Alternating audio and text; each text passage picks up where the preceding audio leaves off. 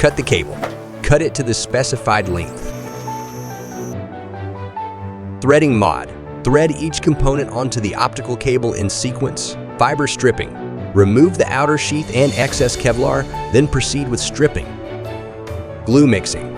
Adjust the glue evenly in proportion. Sliced it, gently draw a cut on the fiber, then delicately press to detach it. Glue injection and fiber threading. Inject glue into ferrule. Carefully insert the optical fiber and allow it to cure. Fine grinding. Determine the quality of RL and IL value. Meet the grade 3D standard of the grinding in-face. 400x in-face inspection. Insert the in-face into the 400x magnification jack to verify compliance. Assemble the corresponding types of fiber optic connectors.